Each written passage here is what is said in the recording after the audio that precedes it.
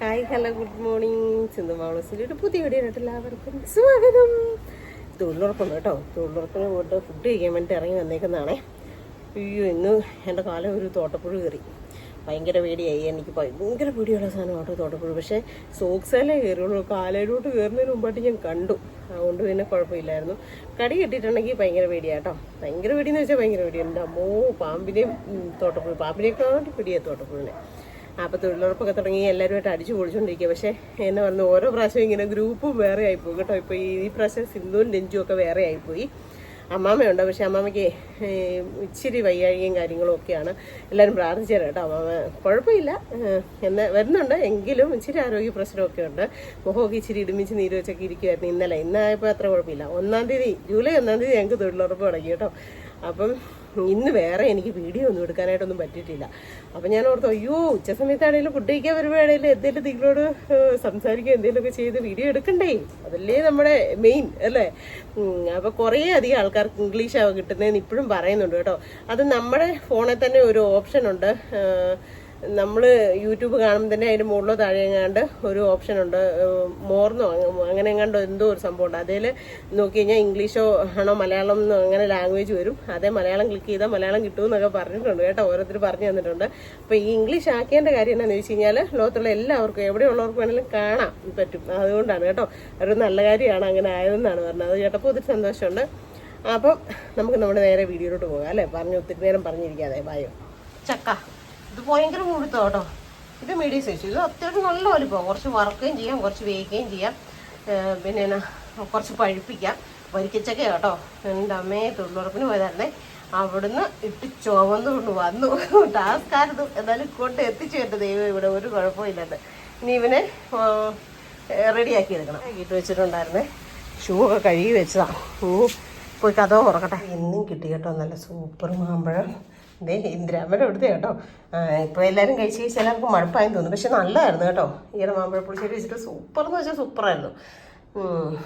എന്തായാലും കിട്ടിയിട്ടുണ്ട്. ഇത് കണ്ടോ, സൺഡേ മൺഡേ കണ്ടോ, വൈലറ്റ് വൈറ്റ് സൺഡേ മൺഡേ ആണ് കേട്ടോ. അതിൻ്റെ അവിടെ ഒരെണ്ണം ഉണ്ടായിട്ടുണ്ടേ. ഇത് കണ്ടോ. നമ്മളിപ്പോൾ വീട്ടിൽ അല്ല സിറ്റൗട്ടി ഇതിനങ്ങനെ നല്ല രീതിയിൽ കാണാൻ പറ്റുന്നില്ല. അല്ലെങ്കിൽ വെയിലാണെങ്കിൽ നമ്മൾ സിറ്റൗട്ടിലൊക്കെ ഇറങ്ങാം. അവിടെയൊക്കെ ഉണ്ടായിട്ടുണ്ട്. അല്ലേ ഉണ്ടോ? ഇത് ഇപ്പോൾ ഉണ്ടാക്കുന്നതാണ്. ആരായിട്ട് ചോദിച്ചിട്ടുണ്ടായിരുന്നു പപ്പായ പഴുത്തൊന്നു. പക്ഷേ എൻ്റെ പപ്പായയുടെ ഈ തണ്ടെല്ലാം പഴുത്ത് പോയിട്ട് കപ്പളങ്ങയല്ല എന്നാ നിറത്തില്ല, വാടി താഴെ വീഴും കേട്ടോ. ഒറ്റയിടം നന്നായിട്ട് കിട്ടിയിട്ടില്ല. അപ്പോൾ ഇന്ന് മഴയായിരുന്നു. രാത്രി മൊത്തം ഭയങ്കര മഴയായിരുന്നു. പകൽ വലിയ കുഴപ്പമില്ല. തൊഴിലുറപ്പിന് കൂട്ടാണെങ്കിൽ വലിയ കുഴപ്പമില്ലാണ്ട് പണിയാനായിട്ടൊക്കെ പറ്റി. എന്നാലും ഭയങ്കര പാടാണ് കേട്ടോ. തിന്നി തെറിച്ച് കിടക്കുമല്ലേ. എന്നാലും കുഴപ്പമില്ല. നമ്മുടെ ആ റോസപ്പൂ ഇതുവരെ അടന്നു പോയിട്ടില്ല കേട്ടോ. ഇത് കണ്ടോ. എന്നോട് എൻ്റെ ചേച്ചിക്കുട്ടിയൊക്കെ പറയായിരുന്നു ഇത് പറിച്ച് ഉണങ്ങിയിട്ടല്ലേ വെള്ളം തിളപ്പിച്ചിട്ട് കുടിക്കണം എന്നൊക്കെ. പക്ഷേ ഈ പറഞ്ഞ നമ്മളിതൊന്നും ചെയ്യാതിരിക്കാറില്ല. അപ്പോൾ ഇവനെയൊക്കെ ഒന്ന് വെട്ടിക്കളഞ്ഞതി കരിയാപ്പില്ല ഒരുമാതിരി കേട് പിടിച്ച് വണ്ട് പിടിച്ച് ഇതാകുന്നു. അപ്പോൾ അതിനൊക്കെ ഇച്ചിരി മരുന്നൊക്കെ അടിച്ചു കൊടുക്കണം. പക്ഷെ മഴ മാറണം, ചേട്ടായി വീട്ടിലും ഇരിക്കണം, എന്നാലേ നടക്കത്തുള്ളൂ. ശംഖുപുഷ്പം എന്നേ വരുന്നു കണ്ടോ, ശംഖുപുഷ്പം. അപ്പോൾ ഇത് കഴിഞ്ഞ ദിവസം കിട്ടിയ ഗിഫ്റ്റ് നൈറ്റിയാണ് കേട്ടോ. നല്ല ഭംഗിയുണ്ട് ഇട്ടിട്ട്. ഞാൻ കൈനീളം ഇച്ചിരി കുറവാണെന്ന് തോന്നി. പിന്നെ കുഴപ്പമില്ലെന്ന് വെച്ച് ഇങ്ങനെയൊക്കെ വെച്ചതാണ്. അടിച്ചൊക്കെ സെറ്റാക്കി എടുത്താൽ ഭയങ്കര വണ്ണമായിരുന്നേ. പിന്നെ ഇറക്കവും ഭയങ്കര കൂടുതലായിരുന്നു. അതൊക്കെ കുറച്ചു ശരിയാക്കി എടുത്താ കേട്ടോ.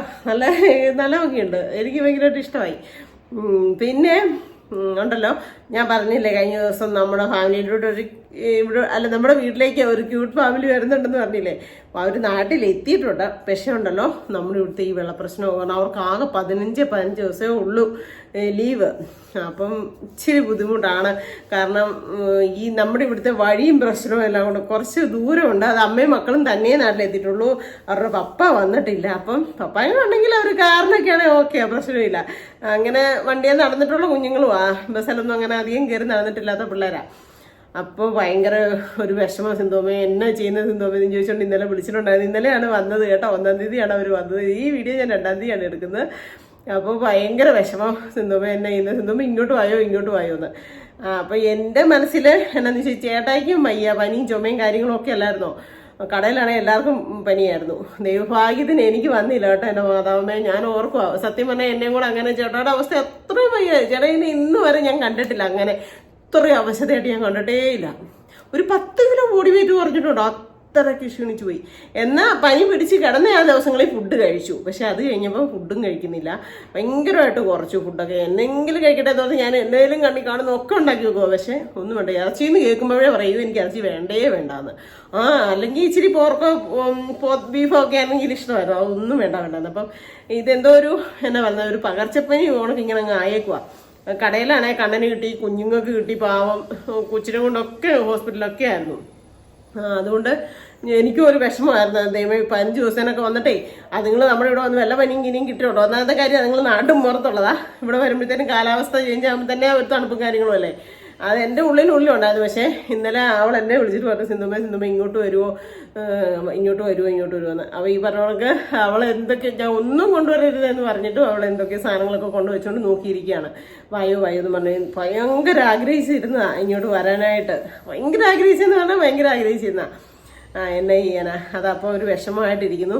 പക്ഷേ ഒന്നെങ്കിൽ ഞാൻ അങ്ങോട്ട് ചെല്ലാം, അങ്ങനെ ഒരു തീരുമാനത്തിലാണ് ഇപ്പം നിൽക്കുന്നത്. അപ്പോൾ അവർക്ക് ഞാൻ കൊടുക്കാൻ എന്നതാ ഉള്ളത്, എന്തെങ്കിലും ഉള്ളത്. അതുകൊണ്ട് ഇച്ചിരി ചക്കയുടെ എന്തെങ്കിലുമൊക്കെ ചെയ്ത് കൊടുക്കാം. അവൾ പറഞ്ഞത് വേറെ ഒന്നും പറഞ്ഞിട്ടില്ല കേട്ടോ. കുമ്പിള് വേണം സിന്ധുമേ, ഞങ്ങൾ അങ്ങോട്ട് വരും, നമുക്ക് അവിടെ വന്നിട്ട് കുമ്പിളുണ്ടാക്കി കഴിക്കണമെന്ന് അത് മാത്രമേ പറഞ്ഞിട്ടുള്ളായിരുന്നു കേട്ടോ. വേറെ ഒരു സാധനം പറഞ്ഞിട്ടില്ല. അപ്പം ഞാൻ ഓർത്തെന്നാൽ ഇച്ചിരി കുമ്പിളൊക്കെ ഉണ്ടാക്കാന്നൊക്കെ ഓർത്തോണ്ട് ഇന്ന് തൊഴിലുറപ്പിന് പോയപ്പോഴേ നമ്മുടെ തമ്പിക്കുട്ടി ചേട്ടനെ കൊണ്ട് ചക്കയൊക്കെ ഇടിപ്പിച്ച് ചുമന്ന് പാടുപെട്ട് ഇവിടെ കൊണ്ട് വെച്ചിട്ടുണ്ട്. ഇനി അത് പഴുക്കണം, പിന്നെ ഒരെണ്ണം വെട്ടി റെഡിയാക്കി വറക്കണം, വേവിക്കണം, അങ്ങനെ ഇച്ചിരി കുറേ പരിപാടികളൊക്കെ ഉണ്ട്. അപ്പോൾ അങ്ങനെ കേട്ടോ, അതൊക്കെയാണ് ഒരു ഇത്. പക്ഷെ അവർക്കിവിടെ വന്നൊന്ന് അടിച്ചു പൊളിക്കണം എന്നുണ്ടായിരുന്നു. അത് ഞങ്ങളും ഭയങ്കരമായിട്ട് ഇത് വെച്ചുകൊണ്ടിരിക്കുകയായിരുന്നു. പക്ഷേ ഈ കാലാവസ്ഥ ഒട്ടും പറ്റത്തില്ല. കാരണം അവിടെ ഇവിടെ എല്ലാം മണ്ണിടിച്ചിലും കാര്യങ്ങളും. എൻ്റെ പോക്കും റിസ്ക്കാണ്. പിന്നെ ഞാനിങ്ങനെ ഈ പോകുന്നതായതുകൊണ്ട് മുണ്ടക്കത്തോടൊക്കെ ആണെങ്കിലും അങ്ങോട്ടും ഇങ്ങോട്ടൊക്കെ ഞാൻ പൊക്കോണ്ടിരുന്നില്ല. ഇപ്പം ഈ അടുത്തിടയ്ക്ക് ആയിട്ടല്ലേ, ഇപ്പോൾ കുറേ ആയിട്ട് ഇങ്ങോട്ട് യാത്രയില്ല. മുണ്ടക്കം വീട്ടിലൊക്കെ പോയിട്ട് എത്ര നാളായി, ഒരിടത്തോട്ടും പോകില്ല. ഇപ്പം നിസാര സന്തോഷമാണ് ഈ ഒരു 2 ദിവസം കൂടിയാ പോകുന്നത്. കുട്ടാരോടെയും സന്തോഷത്തോടെയൊക്കെ സത്യം ഒരിടത്തോട്ടും പോക്കില്ല. അപ്പം ഞാൻ അങ്ങോട്ട് പോകാമെന്നൊക്കെ വിചാരിച്ചുകൊണ്ടിരിക്കുന്നു. അപ്പോൾ ചേട്ടായിനോട് പറഞ്ഞു, നീ അങ്ങോട്ട് പോയാൽ മതിയിടി, ഒരു ദിവസത്തെ കാര്യമല്ലോ അല്ലെ 2 ദിവസത്തെ കാര്യമല്ലോ ഉള്ളൂ, അത് ഞാൻ മാനേജ് ചെയ്തോളാം ചേട്ടായി. പിന്നെ വൈകിട്ടത്തെ രാത്രിയിലെ ഫുഡ് മാത്രമേ കഴിക്കുന്നുള്ളൂ. ഇന്നലെ ആയപ്പോഴത്തേനും മിനിങ്ങാനത്തെക്കാട്ടി ഓക്കെ ആയിട്ടുണ്ട് ചേട്ടായി. പക്ഷെ ചുമയാണ് മാറാത്ത കേട്ടോ. ഈ ചുമ പിടിച്ചാൽ മാറത്തില്ലെന്ന് പറഞ്ഞു. ജെസ്സി ചേച്ചിക്കും അമ്മാമ്മയുടെ മോക്ക് ഇതേ പോണക്ക് തന്നെ ചുമയും ശ്വാസം മുട്ടലും ഉണക്കും ഒക്കെയാണ് എല്ലാവർക്കും. അതാ ഞാൻ പറഞ്ഞു, ഇതൊരു പകർച്ചപ്പനി ഉണക്ക് എന്തോ ഇങ്ങനെ പടന്ന് പിടിച്ചു പോയി. എവിടെ ആരെ വിളിച്ചാലും പനിയോ ഇതേ കേൾക്കാനുള്ളൂ. ദൈവമേ എല്ലാവരും സൂക്ഷിക്കുക, ശ്രദ്ധിക്കുക, നല്ലതായിട്ടുള്ള ചൂടുവെള്ളം കുടിക്കുക. ഞാൻ സത്യത്തിൽ ചേട്ടായുടെ കൂടെ തന്നെയല്ലേ കിടക്കുന്നതും പിറക്കുന്നതൊക്കെ, എങ്കിലും ഞാൻ നന്നായിട്ട് ചൂടുവെള്ളം കുടിക്കുകയും പിന്നെ എന്നാ പറഞ്ഞു ചുമ്മാ ഇഞ്ചി കടിച്ച് തിന്നുകയും കൊച്ചുള്ളി കടിച്ച് തിന്നുകയും എന്നാന്ന് വെച്ചാൽ ഇഞ്ചി ഉള്ളിയൊക്കെ ഒത്തിരിയും നമ്മളൊക്കെ പ്രതിരോധ ശക്തി കിട്ടുന്ന തൊണ്ടവേദനയൊക്കെ വരാതിരിക്കാനും ഒക്കെ അങ്ങനെയൊക്കെ ഞാൻ പകലെല്ലാം കഴിച്ചുകൊണ്ട് നടപ്പുണ്ടായിരുന്നു ഈ തൊഴിലുറപ്പിന് പോകുന്നതിന് മുമ്പേ. പക്ഷെ തൊഴിലുറപ്പിൻ്റെ പോയിട്ട് വന്നേ അന്ന് ഇന്നലെ എനിക്ക് ഇച്ചിരി ദേഹവേദനയൊക്കെ തോന്നി. അപ്പം ഞാൻ പിന്നെ ഒരു ഡോളോ എടുത്ത് കഴിച്ചു. ചേട്ടായി കുറേ ദിവസം പറഞ്ഞു ഡോളോ കഴിച്ചോ, അതായിരിക്കും നിനക്ക് നല്ലത്. അപ്പോൾ എനിക്കിതുവരെ കിട്ടിയിട്ടില്ല. അപ്പം ഞാൻ ഇന്നലെ അവൾ വിളിച്ചപ്പോൾ കലണ്ടർ എടുത്ത് നോക്കി കേട്ടോ, 4-ാം തീയതി എന്നാണെന്നറിയാനായിട്ട്, ജൂലൈ അത് കഴിഞ്ഞ് അങ്ങോട്ട് ഇട്ടില്ല. ഇനി അതിടണം. തൊഴിലുറപ്പിന് പോകുന്നുണ്ടല്ലോ സമയം വളരെ പരിമിതമാണ്. തൊഴിലുറപ്പിന് പോകുന്നുണ്ടല്ല, ഒരു വലിയ വീഡിയോ ഇടുന്നുണ്ട്, ഒരു മിനി വ്ലോഗ് കണക്ക് ഒരു ഷോർട്ട് വീഡിയോ ഇടുന്നുണ്ട്, പിന്നെ സാധാ ഒരു ഷോർട്ട് വീഡിയോ എന്തെങ്കിലും ഇടുന്നുണ്ട്. അപ്പോൾ ഇതെല്ലാം ചെയ്യണ്ടേ, എഡിറ്റ് ചെയ്ത് വറക്കി കാര്യങ്ങൾ ചെയ്യണ്ടേ. കാര്യം നമുക്ക് അതിനുള്ള ഫലം വല്ലതും ഉണ്ടോ? ഒന്നും ഇല്ലേ തരും. പക്ഷെ എനിക്ക് കുറേ സ്നേഹനിധികളായ ആൾക്കാരെ കിട്ടുന്നുണ്ട്. ഇപ്പം തന്നെ ഈ ഞാൻ പോകാൻ പോകുന്ന വീട്ടിലെ മക്കളെ എനിക്ക് യൂട്യൂബിൽ നിന്ന് കിട്ടിയതല്ലേ, അങ്ങനെ അതൊരു ഭയങ്കര ഒരു ഇത് തന്നെയാണ് കേട്ടോ, പറയാതിരിക്കാൻ പറ്റില്ല. ഭയങ്കര സന്തോഷം നിലനിർത്തുന്ന ഒരു കാര്യമാണ്. അപ്പം അങ്ങനെയൊക്കെ ഇരിക്കുന്നു വിശേഷങ്ങൾ. പിന്നെ എന്നാണെന്നറിയോ, പിന്നെ ഒരു ഭയങ്കര സങ്കടം തോന്നി. ഇന്നലെ രാത്രി ഞാനും ചേട്ടാൻ കൂടെ ഫുഡൊക്കെ കഴിച്ചിട്ട് ചേട്ടായി കിടക്കാൻ പോയി. ഞാൻ പാത്രം കഴിക്കൊണ്ടിരിക്കുക. അപ്പോഴത്തേക്കും ചേട്ടാ എന്നെ ദൂരത്തേക്ക് വിളിച്ചോടി, ഇങ്ങ് വന്നോടി എന്ന് പറഞ്ഞോണ്ടേ. അപ്പം ഞാൻ ഓടിച്ചെന്ന് എന്നാ ചേട്ടാന്ന് ചോദിച്ചു. ഇതുകൊണ്ടോ ഉപ്പുവരെ നമ്മൾ താമസിച്ചുകൊണ്ടിരുന്ന വീട്ടിൻ്റെ അടുത്ത് ആറ്റിയല്ലേ, തൊട്ടടുത്തല്ല, അവിടെ ആ ഒരു ഏരിയയിൽ ഒരു അമ്മച്ചീനെ ഇത് കണ്ടോ നോക്കാത്ത മക്കളെന്നൊക്കെ പറഞ്ഞോണ്ട്. എൻ്റെ അമ്മേ ഇത് ആരാ ഓർത്തോണ്ട് ഞാൻ നോക്കി. അപ്പം ആ ചേട്ടൻ എന്ന് പറഞ്ഞാൽ ഉപ്പേറക്കാരനല്ല, പുള്ളി എവിടെ നിന്നങ്ങാണ്ട് വന്ന് സ്ഥലം മേടിച്ച് താമസിക്കുന്ന വ്യക്തിയാണ്. 2-3 മക്കളുള്ള ഒരമ്മ. അമ്മേനെ കണ്ടോണ്ടല്ലോ ഒരു ചക്കര കൂടെ മുടങ്ങിയിരിക്കുന്നത്. സത്യം എന്നോ ഭയങ്കര ഒരു നമുക്കൊരു ഇഷ്ടം തോന്നുന്ന ഒരു അമ്മയെ. എന്നിട്ട് ഇളയ മോന് ഫോറസ്റ്റ് ഓഫീസിലോ അങ്ങോട്ടാ ജോലി ചെയ്യുന്നത്. അതിൻ്റെ വീട് ആ അമ്മയുടെ സ്വത്തും മുതലും ഒക്കെ ആ മകൻ എഴുതി കൊടുത്തു, ഇളയ മോന്. എന്നിട്ട് അമ്മയുടെ ആഗ്രഹം ഇളയ മോൻ്റെ വീട്ടിൽ തന്നെ നിൽക്കണമെന്ന് തന്നെ. എന്നിട്ട് ഈ ഇളയ മോനും ഭാര്യ തന്നെ ചെയ്തു, അമ്മേനെ പെരക്കകത്ത് കയറ്റാതെ കഥവും കൂട്ടി അവരുടെ പണി നോക്കിപ്പോയി. അപ്പം ഒരു മോൻ ക്യാൻസർ പേഷ്യൻ്റാണ്, ഒരു മകളുള്ളത്, അതിനും എന്തോ രോഗവും കാര്യങ്ങളുമാണ്. പിന്നെ ഇപ്പം ഈ പറഞ്ഞ വ്യക്തി ഇതെല്ലാം പറയുന്നതും ഒരു മകൻ്റെ ഇതാണ് കേട്ടത് കേട്ടോ. ഒരു മകനാണ് ഇതെല്ലാം ചാനലുകാരോട് പറയുന്നത്. അപ്പോൾ ആ പുള്ളിക്കാരൻ പറഞ്ഞ ഒരു റീസൺ എന്താ നിങ്ങൾക്ക് കേൾക്കണോ? അതെനിക്ക് യോജിക്കാൻ പറ്റിയില്ല. അതുകൊണ്ടാണ് ഞാൻ ഈ പബ്ലിക്ക് പറയാമെന്ന് വിചാരിച്ചേട്ടോ. ആ പുള്ളിക്കാരൻ പറഞ്ഞ ഒരു റീസൺ എന്ന് വെച്ചാൽ, ഞാൻ താമസിക്കുന്നത് ആറിൻ്റെ സൈഡിലാണ്. മുല്ലപ്പെരിയാർ പൊട്ടി വന്നു കഴിഞ്ഞാൽ എൻ്റെ അമ്മേനെ കൊണ്ട് അവിടെ എനിക്ക് ജീവിക്കാനായിട്ട് അത്ര സേഫ്റ്റി അല്ലെന്ന്. ശകലമെങ്കിലും ഒരു അമ്മ ഇത്രയും അസ്ഥികൾ പൊടിഞ്ഞ് അത്രയും വേദന അനുഭവിച്ചാണ് ഒരു കുഞ്ഞിന് ജന്മം കൊടുക്കുന്നത് അല്ലേ. അപ്പം ഈ 4 മക്കളെ പറ്റാ ഇതിലേത് നോക്കുന്നൊന്നും നമ്മൾ ചിന്തിക്കുന്നില്ല. ഇന്നവർക്ക് മുതൽ കൊടുത്താൽ ഇന്നവർ നോക്കിയാലെന്നൊന്നും നമ്മൾ വിചാരിക്കുന്നില്ല. മുതലാണ് മുഖ്യം, കപ്പ് മുഖ്യം വെക്കില്ലേ എന്ന് പറഞ്ഞോണെങ്കിൽ എനിക്ക് അതിൽ നിന്ന് മനസ്സിലായത് മുതലാണ് മുഖ്യം. ഒരു പരിധി വരെ എനിക്ക് ഈ ഇന്റർവ്യൂ കൊടുത്ത മനുഷ്യനോട് ഒരു ഭയങ്കര സഹതാപവും പുച്ഛവും തോന്നി കേട്ടോ. എന്നാന്ന് വെച്ച് കഴിഞ്ഞാൽ സ്വന്തം അമ്മേനെ ഇവിടെ കൊണ്ട് താമസിപ്പിക്കാൻ മുല്ലപ്പെരിയാറിന്റെ സൈഡായതുകൊണ്ട് ബുദ്ധിമുട്ടാണ്. ആ ഒരു ടെൻഷനും ഉണ്ടായി. എനിക്ക് നിർത്തുന്നതിനൊന്നും പ്രശ്നമില്ല, പക്ഷെ മുല്ലപ്പെരിയാറിന്റെ പ്രശ്നം ഇത്രയും വർഷമായിട്ട് മുല്ലപ്പെരിയാർ പൊട്ടി വന്നിട്ടില്ല. ഈ പരിസരത്തുള്ള എല്ലാ വീടുകളിലും ഈ എന്നാ പറയുന്നത് ഉപ്പുകാറ എന്ന് പറയുന്ന ഈ മുല്ലപ്പെരിയാർ ഒഴുകി പോകുന്ന ഈ ഒരു ഏരിയയിൽ ഫുള്ള് എല്ലായിടത്തും പേരൻസ് ഉള്ളതല്ലേ, അച്ഛനമ്മമാരുള്ളതല്ലേ. അപ്പൊ അവര് കയ്യോ മുല്ലപ്പെരിയാർ വരുമെന്ന് പറഞ്ഞുകൊണ്ട് ആരെങ്കിലും ഇറക്കി വിടുവോ? ഈ ചേട്ടന്റെ തൊട്ടടുത്തൊക്കെ എന്ന് പറയുന്നുണ്ടോ നല്ല ഏജ് ആയ പ്രായമുള്ള അമ്മമാരും അച്ഛന്മാരും ഒക്കെ ഉണ്ടായിരുന്നു. ഞങ്ങൾ ആ ഭാഗത്തായിരുന്നു ആറ്റിൽ നേരത്തെ കുളിക്കാനൊക്കെ പോകുന്നത്. അപ്പൊ നല്ല ഒത്തിരിയും പ്രായമായിട്ടുള്ള അച്ഛനമ്മമാരുണ്ടായിരുന്നു. അവരൊക്കെ മരിച്ചുപോയി. എന്നാലും ഒരു റീസൺ പറഞ്ഞത് കേട്ടപ്പോൾ എനിക്കൊരു ഭയങ്കര വിഷമം തോന്നി കേട്ടോ. ഇപ്പം ഒരു പരിധി വരെ എനിക്ക് മനസ്സിലായത് സ്വത്താണ് മുഖ്യം. അനിയനും സ്വത്ത് ഫുള്ളും എടുത്ത് കൊടുത്തു. അത് ഈ മക്കൾക്ക് ഒരു മോൻ, ഈ പുള്ളിനെ പറയുന്നുണ്ട്, ഒരു മോൻ ക്യാൻസർ പേഷ്യൻ്റ് ആണ്, പുള്ളിക്ക് ചേട്ടൻ നോക്കാൻ പറ്റത്തില്ല, ആൾക്ക് പറ്റിയല്ല, പിന്നെ ചേച്ചിയോ പെങ്ങൾ പറഞ്ഞുള്ളത് ആ പുള്ളിക്കാർത്തിക്കും പറ്റത്തില്ല എന്നൊക്കെ. പക്ഷേ നമ്മൾ വില പേശുമല്ലേ നമ്മുടെ അച്ഛനമ്മമാർക്ക്. ഒന്ന് ചിന്തിച്ചേ, നമുക്കും ഇതേപോലെ തന്നെ പ്രായമാകത്തില്ലേ? നമ്മുടെ മക്കളും ഇത് കണ്ടു തന്നെയല്ലേ വളരുന്നത്. നമ്മൾ എത്ര കൊണ്ട് സ്വത്തും ഇതൊക്കെ നമ്മുടെ മക്കൾക്ക് വീതിച്ചു പകുതി, ഇനി പോട്ടെ 2 മക്കളുണ്ട്, 2നും ഒരേപോലെ വീതിച്ചു കൊടുത്തെന്ന് പറഞ്ഞാൽ ആ മക്കൾ നമ്മളെ സംരക്ഷിക്കാൻ നോക്കുമെന്ന് വല്ലോ ഇതുണ്ടോ? ദൈവമേ, എനിക്കിത് കണ്ടപ്പോൾ കേട്ടപ്പോൾ ഒരു കഥയാണ് തോന്നിയത്.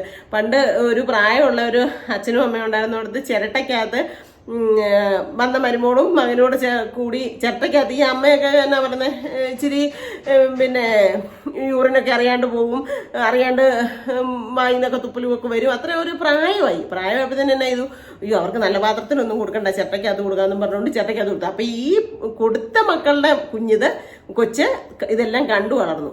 ലാസ്റ്റേ കൊണ്ടുപോയി അമ്മേനെ അച്ഛനെയും കുഴിച്ചിടാൻ സമയത്ത് ഈ ചിരട്ടയും കൂടെ അതിനകത്ത് തന്നെ ഇട്ട് കത്തിച്ചേക്കാന്ന് പറഞ്ഞോണ്ട് ഇട്ടപ്പോഴേ തീ ചെതേന്ന് ചാടി എടുത്തു എന്നാ പറയുന്നത്. അയ്യോ അച്ഛേ, ആ ചിരട്ട കളയെടുത്തു, ആ ചിരട്ട കത്തിക്കണ്ട അച്ഛേ, ആ ചിരട്ട കത്തിക്കണ്ട അച്ഛേ എന്ന് പറഞ്ഞ് ചാടി എടുത്തു. എന്തിനാണെന്നറിയോ? അപ്പൊ ഈ അവിടെ നിന്നവര് ചോദിച്ചു, എന്തിനാ മോനെ അത് കത്തിപ്പൊക്കോട്ടെ, ഇത്ര നാൾ ഉപയോഗിച്ചല്ലേ, കത്തിപ്പൊക്കോട്ടെ എന്ന് പറഞ്ഞപ്പോഴേ വേണ്ട എൻ്റെ അച്ഛനും അമ്മയും പ്രായമാകത്തില്ലേ, അപ്പൊ ആ അച്ഛയ്ക്കും അമ്മയ്ക്കും ഈ ചിരട്ടയ്ക്കകത്ത് വേണം കഞ്ഞി കൊടുക്കാന്ന്. അതാണ് പാഠം. ഇത് ഒരു ചെറിയ കഥയാണെങ്കിലും ഇതിനകത്ത് ഒരുപാട് കാര്യങ്ങൾ ഇറങ്ങിയിട്ടുണ്ട്. എന്താണെന്നറിയോ? നമ്മളും പ്രായമാവും, നമ്മളും വയസ്സാവും. നമ്മുടെ അമ്മ ഇനി പോട്ടെ എല്ലാ സ്വത്തും ആർക്കെങ്കിലും കൊടുത്തെന്ന് പറഞ്ഞാലും നമ്മുടെ അമ്മേനെ ഒരു കാരണവശാലും അമ്മേനെ അപ്പനെ തള്ളിക്കളയരുത്. അവരോടും കുടുംബത്തെ ഐശ്വര്യം വേറെ ഒന്നുമില്ലെന്നേ. ഒരു സന്ധ്യവിളക്ക് കത്തിക്കാനും എത്രയാന്ന് പറഞ്ഞാലും ഒരു പ്രായമുള്ളവരുള്ള വീട്ടിൽ കയറിച്ചുന്ന ഒരു ഐശ്വര്യം തന്നെയാണ്. കാരണം എൻ്റെ സരോമയൊക്കെ ഉണ്ടായിരുന്നപ്പോഴേ, ഇപ്പം അവരില്ല. എൻ്റെ ചാച്ചനുണ്ടായിരുന്നപ്പോഴും അവർ ഇന്ന് ഈ ഭൂമിയിലില്ല. എൻ്റെ കാഞ്ചിയാറിയാച്ചനുണ്ടായിരുന്നപ്പോഴേ, ഇവരുടെയൊക്കെ വീടുകളിൽ കയറി ചെല്ലുമ്പോണ്ടല്ലോ ഈ പ്രായമുള്ളവരുള്ളപ്പോൾ ഒരു ഭയങ്കര ഐശ്വര്യം തന്നെയാണ്. കാര്യം നമ്മൾ അങ്ങോട്ടും ഇങ്ങോട്ടും വാക്കുകാർക്കും വഴക്കും കാര്യങ്ങളും ഒക്കെ ഉണ്ടാവും. പക്ഷെ നമ്മുടെ പേരൻസ് അല്ലേ, നമ്മളെ നൊന്ത് പെറ്റു വളർത്തിയവരല്ലേ. എനിക്കത് കണ്ടപ്പോൾ ഭയങ്കര തോന്നി. കാരണം പ്രത്യേകിച്ച് നമ്മുടെ നാട്ടിൽ അത് കണ്ടപ്പോൾ ഒരു വിഷമം തോന്നി കേട്ടോ. അതുകൊണ്ടാണ് ഞാൻ ഇത്രയും പറഞ്ഞത്. അപ്പോൾ ആരും അങ്ങനെയൊക്കെ ചെയ്യാണ്ടിരിക്കുക. നമ്മുടെ പേരൻസാണ് ഏറ്റവും വലുത്. അതുകൊണ്ട് തന്നെ ഞാൻ കഴിഞ്ഞ ദിവസം ഇത് കണ്ടായിരുന്നേ, ഒരു മകൻ കൊണ്ടുപോയി അച്ഛനെ കൊണ്ടുപോയി ഈ അനാഥ മന്ദിരത്തിൽ വിടുക. അപ്പോഴത്തേനും ഒരു മനുഷ്യൻ വണ്ടിയിൽ അനാഥ മന്ദിരത്തിൻ്റെ അവിടെ നിന്ന് ഒരു വണ്ടിയിൽ ഇങ്ങോട്ട് ഇറങ്ങി വരിക, സ്കൂട്ടിയിൽ. അപ്പോഴത്തേനും ഈ കാറിലിരുന്ന അപ്പനെ കണ്ടിട്ട് ആ സ്കൂട്ടിയെ വന്ന മനുഷ്യനൊന്ന് ചിരിച്ചു കാണിച്ചു. അപ്പോൾ ഈ മകൻ ശ്രദ്ധിച്ചു, തന്നെ ഈ ആശ്രമത്തിലുള്ള ആൾക്ക് എങ്ങനെയാണ് എൻ്റെ അച്ഛനെ പരിചയം, എന്നെ എൻ്റെ അച്ഛനെ കണ്ടപ്പോൾ ചിരിച്ചു കാണിച്ചതെന്ന്. എന്നിട്ട് തിരിച്ച് ഈ അപ്പനെ കൊണ്ടുപോയി ആശ്രമത്തിലാക്കിയിട്ട് ഈ മകൻ തിരിച്ചു പോരാൻ തുടങ്ങുക. അപ്പം വണ്ടി വന്ന് സ്റ്റാർട്ടാക്കാൻ നോക്കിയപ്പോൾ വണ്ടി സ്റ്റാർട്ടാകുന്നില്ല. അപ്പോഴത്തേക്ക് ഈ സ്കൂട്ടിക്കാരൻ വീണ്ടും തിരിച്ചു വന്നിട്ട് പറഞ്ഞു, നിൽക്ക് മോനെ ഞാൻ നോക്കാമെന്ന് പറഞ്ഞു. ഞാൻ നോക്കാമെന്ന് പറഞ്ഞപ്പോഴത്തേക്കും പുള്ളിക്കാരൻ വന്ന് ആ സ്ഥാപനത്തിൻ്റെ ഓണറായിരുന്നു ആ പുള്ളി. ഇത് ഈ മകൻ അറിയുന്നില്ലല്ലോ.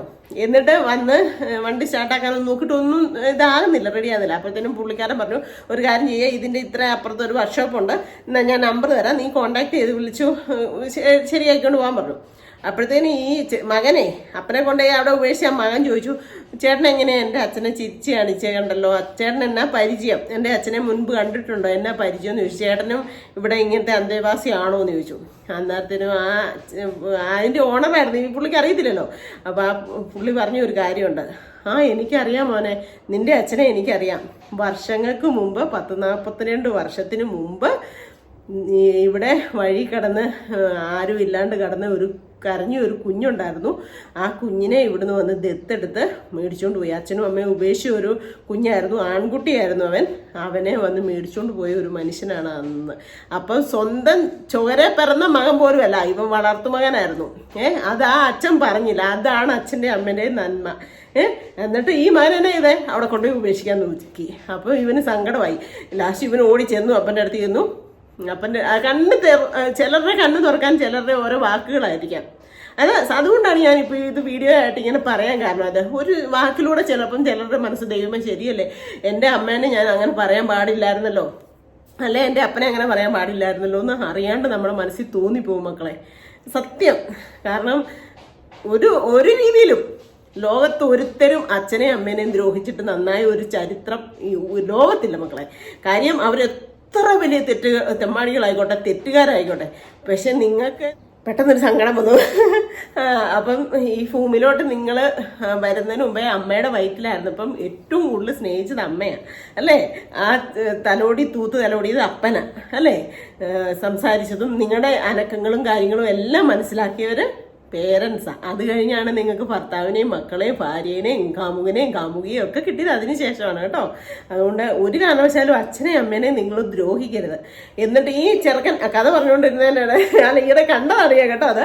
അപ്പൊ ഈ മകന് പെട്ടെന്ന് ആ ഒരു മനുഷ്യന്റെ ആ ഒരു വാക്കിലാണ് സ്വന്തം അപ്പനല്ലാഞ്ഞിട്ട് പോലും ഇത്രയും നല്ല മുതലുള്ള വീടും കാറും സൗഭാഗ്യങ്ങളും ഭാര്യേനെയും ഒക്കെ തന്നു.